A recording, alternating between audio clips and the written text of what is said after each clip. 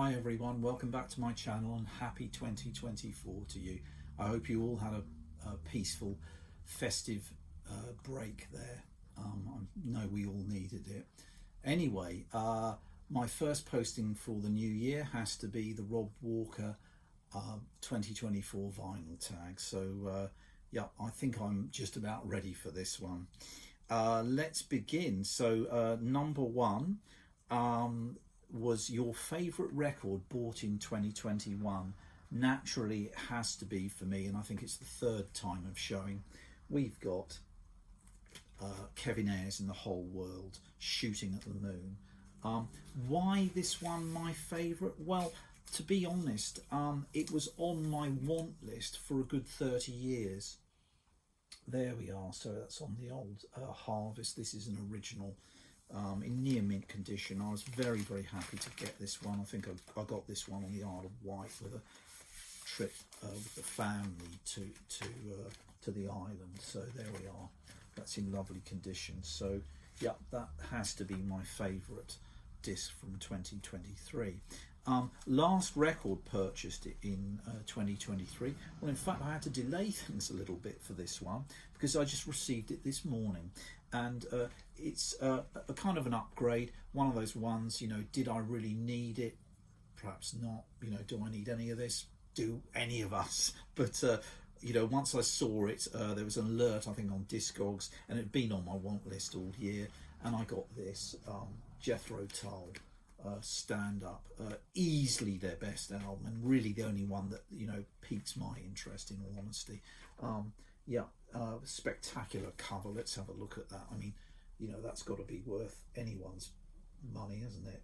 That great stand-up sleeve there. This is an original first press. Again, it's on the Island, Pink Island, what they call the Bullseye label. There we are. So that was my last purchase. I think I bought that one on Christmas Eve, and it only just got here this morning. So there we are. There's the Christmas post for you. But very glad to have that one in the collection. Question 3, a band or singer who released 2 albums in 1 year. I think the year we're looking at is 1968, and I'm going with Spirit for this one. And this is their eponymous album from '68, and it's the UK release, this one. It's on the CBS Orange label. There we have it. Yep, that's got things like Fresh Garbage on it and all that. Great band, very hard to pigeonhole, not quite like any of those psychedelic West Coast bands of that time, but they had sort of slight sort of jazz inflection in their sound, and of course they had Ed Cassidy, the guy there standing against the tree with the bald head, who I believe was the stepdad of the guitarist Randy California. So he's quite a bit older, you know, he's sort of 15-20 years older than the rest of the band. So they always had they were always slightly an odd chemistry there. And from the same year came their second album, the aptly titled The Family That Plays Together, and this is a UK reissue. I think this is an 80s one there. The classic track on here, I think, closes side 1 is Darling If. There we are. It's on that Ed Cell, so that's a later press of that one. But great band, and yeah, 2 in 1 year there, 1968. Okay, question 4 was, if you could listen to music from one decade, what decade would that be? Well, sorry to be ever the contrarian here, Rob, but I'm not going to choose the 60s. I'm not going to choose the 70s. I'm not going to choose I'm not going to choose any time period that we're kind of, you know, how can I put it, in touch with. I'm going to opt for go right back to the 1780s and the time of the great English country bands, you know, these sort of wandering bands, the church band, who used to play, you know, on church, you know, on village greens, etc., back in the day, as it were, and then went into decline sort of in the late 19th century. But we got nothing recorded by them, so I think it would be lovely to get in a time capsule, as it were, you know, time machine, and travel back to then and just be there around at that time to you know, experience some of this music as it was played at the time, with all these wonderful old defunct instruments like the serpents, etc., that no one's ever heard of these days. So yeah, I'm going to go for the 1780s. You know, and a big, you know, time of change. Of course, you had the French Revolution, etc. So I think that would be fascinating. Okay, question 5. Band from Manchester. Well, this one wasn't even close. I didn't have to, you know, think about this for more than a second. Has to be Magazine. I think they were an absolutely fantastic group. They only made 4 albums. They never really broke through. You know, for the ever obtuse Howard Devoto, perhaps that was no bad thing. Perhaps that was his plan all along. But this is a fantastic album. You've got songs like Song from Under the Floorboards, which shuts the LP, Philadelphia.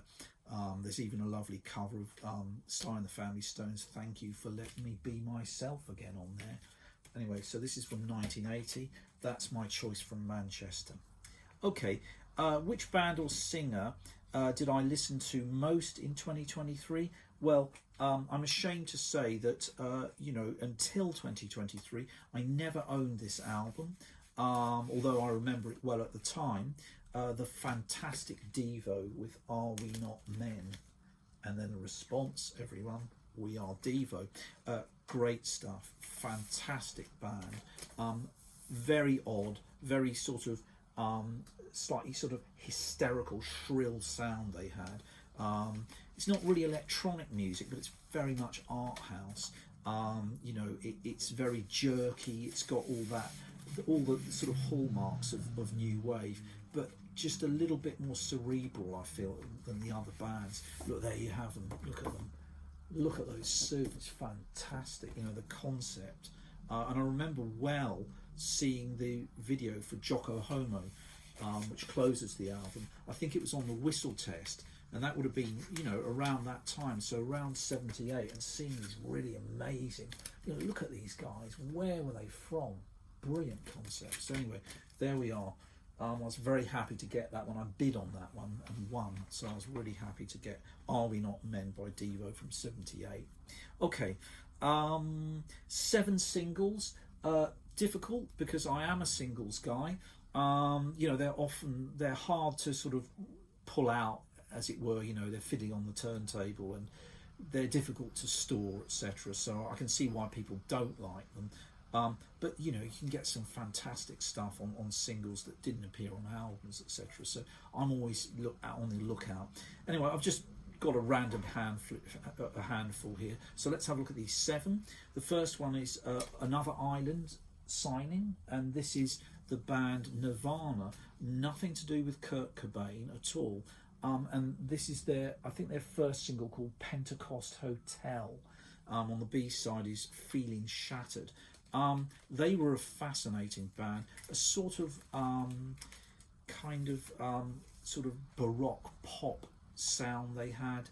They did concept albums, etc. But they were a wonderful group anyway. And I believe they did perhaps people can drop it in the comments. I think they did a kind of a kind of satirical version of Feels Like Teen Spirit. I might be wrong about that, but I think they did. Okay, and going for some classic rock and roll now, we've got an original of Danny and the Juniors at the Hop. There we are. So that's an original. I love this old early rock and roll. Great stuff, great stuff. So that's a British edition of Danny and the Juniors at the Hop. Another, that's from about 57, I think that. Moving on a little bit later, we've got Walk Don't Run, the classic surf guitar instrumental by The Ventures. There we are. This is you can see a British press on top rank, so that's 1960. I mean, this stuff you can go on all, you know, for eternity listening to. It's wonderful. Here we've got okay, so here we've got Danny, sorry, not Danny, it's Dion and the Delmonts. I didn't say that wrong. It is Dion and the Delmonts, according to that label. So we've got a misprint of Dion and the Belmonts, A Teenager in Love, which is also, that's from 1958. So that's an early one there. Yep. And now we're moving on to perhaps the greatest soul record ever recorded, and that is an original of Jackie Wilson, Higher and Higher from '67 on Coral. Absolutely fantastic record. You know, the energy that guy had, he was amazing, just an amazing individual. Sadly no longer with us, like so many of these guys. To finish, a couple of reggae records. Here we've got Bob and Marcia's, yep, Young, Gifted and Black from 1970 on Harry J's Records. A lovely song, lovely song. And a slightly more obscure single, my 7th choice here, is it's a sort of, I think it might be a rock steady, or is it ska? Don't know. John, the 9-inch pianist, or whatever, he can correct me on this. It's Pat Kelly's Workman song on that beautiful Gas label there from, I think that's 1969 it is. He's got a terrific voice, Pat Kelly.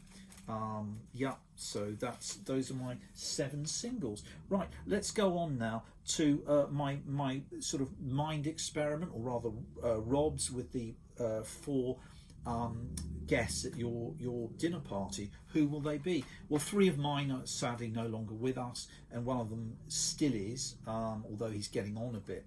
Now, the first one who's going to come will be John Cage. Why am I having John Cage, you might ask? This is an old, percussion album that he did. We're going to have John Cage in simply for the fact that he was well, as you know, he was an avant-garde composer, but a lesser-known fact was that he was also an expert mycologist, that being someone who studies fungi or wild mushrooms, so he can, bring some ingredients. That would be very nice. Who are we going to have in the kitchen? Because I don't want any party animals. I'm not that kind of guy. I want someone who's going to be civil, going to tidy up, going to do some nice food for us. Who's going to lay the table? It's going to be Charlie Parker. It's got to be. So Charlie, that was another one of his talents. Not only a great sax player, but he also was a dab hand in the kitchen. So we've got to have Charlie Parker there. And my 3rd guest is going to be Jack Holtzman, who is still with us. Not a musician, but this is a book about him, or rather by him. He was the founder of Elektra Records. Sure, he'll be a great raconteur, fascinating stories to tell. So we're going to have in Jack Holtzman from Elektra Records. Who's going to provide the music? Well, we can wheel in the piano, can't we? And we'll get Eric Satie involved. He probably won't want to come though. He was pretty obtuse, wasn't he? He might just decline, and want to stay in his, Montmartre apartment with his 100 bowler hats or umbrellas or whatever it was. But this one here, I have to show you, is actually a test pressing, which I picked up, I think, early last year, of this music by Eric Satie. So he's my 4th guest at the dinner party, Eric Satie. Okay, let's move on to question 9. Who did we lose in 2023? Well, obviously, it was a long list. I narrowed it down to 2. Over the summer, I was in Japan. I did a few postings. You may want to have a look back at those last year. And one of the records which I found there, I wasn't really looking for, but quite by chance, housed in this very unusual cardboard sleeve, this box, was X Infinity Multiplies by YMO, the Yellow Magic Orchestra. And of course, 2 members of them lost last year, unfortunately, and most notably was Ryuichi Sakamoto, who was their leader, well, kind of their leader, so I chose him, and I couldn't pass on an honourable mention to another person we lost who was somewhat older, that sort of, aging, what do you want to call him, great of folk and protest music, Harry Belafonte. There we are, and his Midnight Special album here from 1962. This is an original. Let me just put it up there. You can see the label. Now, interestingly, if you have a look at the credits on this album, if you go down to the guest harmonica player, we see that with an asterisk next to his name is none other than a young Bob Dylan. Very early session, that, in 1962. I think Dylan had hardly started his career. There we are. Okay, so let's move on. Imagine you could only listen to music from one country. Question 10. Well, I'm not going to say UK, and I'm not even going to say USA. Perhaps surprisingly, but this is a perfectly natural choice to me. I have to go with France. That is, because, I think in English. I've heard English music all my life, English speaking language, culture, etc. I think it'd be nice to get inside the head of, to think in another way, as it were. So I've chosen France, and just three singers to show you to prove my point. The fantastic and very controversial Georges Brassens, who was a kind of folk singer. Now, when I say folk, we're not talking,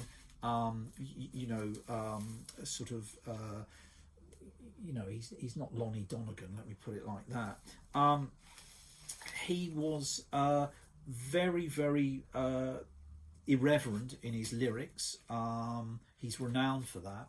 I think, had he been in this country, I don't think he'd even got started. I think he'd probably been banned in many ways. But so I'd love to, really catch everything that's going on in the lyrics of Georges Brassens. Another French speaker, although he's a Belgian by birth, would be Jacques Brel. This is a US press, in fact. It's a kind of introduction to his music. Remember, Jacques Brel and Georges Brassens, neither of them actually spoke English. Nevertheless, he cut through, if you like, Jacques Brel. And he had his champions here. An early champion of his was David Bowie, who was very influenced by him, as was Scott Walker around the same time. A brilliant lyricist. Had a lot to say. Jacques Brel. And finally, for the francophiles out there, if there are any, we've got the delectable Françoise Hardy, and this is her first album from, I think, about the time, it may have even predated Please Please Me by the Beatles. I think this is an early or mid 62 recording, and this is her very first album. Wonderful singer, and happily still with us, although like all of us she's getting on a bit, but so there's my choice. Certainly France for the music and the words. Okay, right, now where are we? So we're on to question 11.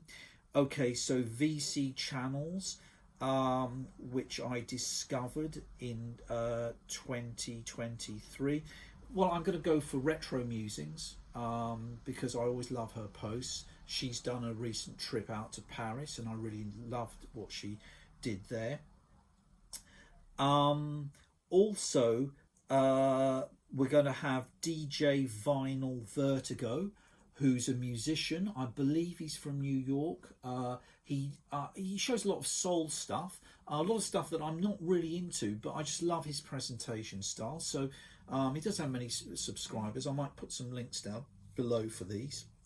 And thirdly, we're going to have the Breton Vinyl Corner with Bruno, whose channel I always watch, and I even have a go at sometimes at his French channel to try and improve my French. Okay, so those are the three. Right, let's just check that I'm not missing anything. No, we're okay. So, question 12, a record I bought as a teenager. This is my oldest record. I don't mean it's actually physically the oldest record that's been produced in my collection, far from it. In fact, I think this is an 80s reissue. But this album I bought when I was about 17, and it stayed with me, even when I've sold off many of my records over the years, as one does, sometimes out of, you know, foolhardiness, sometimes out of economic necessity. Let's hope that doesn't happen again. But anyway, I've chosen the Velvet Underground here and Loaded. So as I say, I got this one when I was 17. It's actually, yeah, it's I think it's an 80s, maybe 1981 or something repress.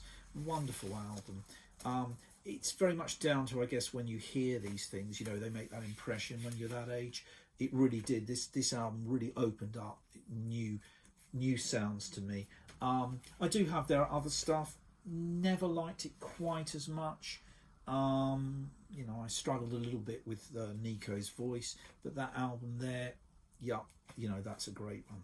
Okay, so that one bought when I was 17. A soul or funk record. I've got some funk. I've got more soul in my collection. Here's a lady who I believe is still with us. I wish, you know, she had a higher profile, if you like. Anne Peebles with I Can't Stand the Rain. Every track on this a winner. She never had any hits of her own, unless I'm mistaken, in this country. But the title track, I Can't Stand the Rain, may be familiar to some of you out there. I think that disco band Eruption did a version of it a few years after this was released. You know, they sort of beefed it up a bit, made it danceable. But this is terrific stuff. This is a must-have album. I Can't Stand the Rain, Anne Peebles. Where are we? 14. A record everyone has in their collection. Well, you know, people are happy to diss on anything these days, but you know, I'd be surprised if some of you out there, even if you don't like this, haven't heard at least one track from it. The Beatles, Sgt. Pepper's Lonely Hearts Club Band. I feel, you know, I heard this when it came out, but I was only 2, so no chance of that. Certainly not the kind of stuff my parents would want to listen to. But you know, it's kind of ubiquitous. I probably heard it first in its entirety when I was about 10. This is a second press. There we are. So it's a mono of Sgt. Pepper's Lonely Hearts Club Band. And the record that I don't think anyone out there will have, they've probably never heard of this one. And his name was P.T. Shivkumar Sharma. And here he is. This is called Melodies of Romance. It's not cheesy at all. It's beautiful. Not sitar. He plays a dulcimer. I think it's a hammer dulcimer. He was quite famous in his native India. This is an original on the old EMI Dum Dum label from India. This is about 1983, I think. Beautiful, anyway, instrumental music, just very relaxing. You know, it just does something for you listening to that stuff. So highly recommended if ever you get the chance. Okay, let's move on to female artist. Not of 2023, but I've plugged her before on my channel. Again, this was a purchase from Japan. I think I got this one either in Tokyo or Osaka, and this is Toshiko Akay, the great Japanese jazz pianist. She's still with us. She's in her 90s now, but she's terrific, especially if you like that sort of piano trio music. And she was greatly influenced early in her career, although she got a little bit more, I wouldn't say experimental, she went into big band sounds and all that stuff later on, very much into arranging, but she was certainly influenced by Oscar Peterson early on, and you can see here her drummer Ed Thigpen is on there, and Paul Chambers, who played with a lot of jazz greats on bass. So yeah, that's my female artist I chose. Favourite video I posted, I think the 3 from Japan. So go back, have a look at those if you would. They were just great fun to make and to experience those. And which one did I like by someone else? Well, I've just been actually checking his channel, and he's had no posts for the last 8 months. I hope he's okay. I hope he's going to upload something again soon. But Tuco in I think he's in Nebraska. He went on this sort of garage sale thing where he went into this huge. I mean, it was like, it was like a record hunter's dream come to life. He went into this huge garage and they were selling off literally thousands, piles and piles of albums, and he got this haul and he got some terrific finds. So that was a great one to watch. Anyway, let's hope he's back on posting soon again. Right, where are we? 90s. I don't have any 90s records, or at least I thought I didn't in my collection. It wasn't really quite my thing, the 90s, but I do have this from 1999, so that might just about qualify, Rob. It's called Nice, and it's an anthology of this chap called Peter Eden. I believe he was a record producer, and it's pretty obscure stuff. It's the kind of thing that I'm trying to think what his name was, who used to do sounds of the 60s. Brian Matthew, I think his name was. Unfortunately, he died a few years back. But he was sort of, he would dig up these 60s obscurities, the kind of things that didn't really, they weren't massive hits, but people like Bill Fay, who's now a sort of cult, singer-songwriter, Clive Palmer of the Incredible String Band, etc. on here. So that just about qualifies, I hope, Rob, as a 90s album within a year. Okay, so if I could walk into a record sleeve, well, this one had me foxed for a while, and then I thought, well, let's be honest, who wouldn't want to find out what this lady's been reading? So this is called Grand Encounter, East Meets West, if you like. It's John Lewis, Percy Heath from the East Coast, and from the West Coast, the Jazzmen on Bill Perkins, Chico Hamilton and Jim Hall on guitar. And it's a nice enough album. The cover is very inviting indeed. This is an old Vogue pressing. It's probably very late 50s, this one. So that has to be my let me put it up one more time, my sleeve you could walk into there. Grand Encounter. Right, we're nearly there. A couple more. Well, this one, it's like a greatest hits album. No, it's not, Rob. Again, I hope I'm not sort of subverting the rules of the vinyl tag, but I've chosen Greatest Hits by Phil Oakes, the ironically titled Greatest Hits, because of course there's not a single hit on here. He didn't have any in his lifetime. But if you see on the back, it's got this, quip at I guess, the unforgiving public. 50 Phil Oakes fans can't be wrong. So this one doesn't feature any hit songs. Oakes had, it's been well documented, quite a short and troubled life. His music's interesting. Is he a great singer? Not really. Does he write some good songs? For sure. But he was a contemporary of people like Bob Dylan, Joan Baez. They were influenced by him for sure. And sadly, we lost him quite young. Anyway, on to my last one. And the last question here is, it turns 50 in 2024. Well, I felt I had to go with this. Easily his best album.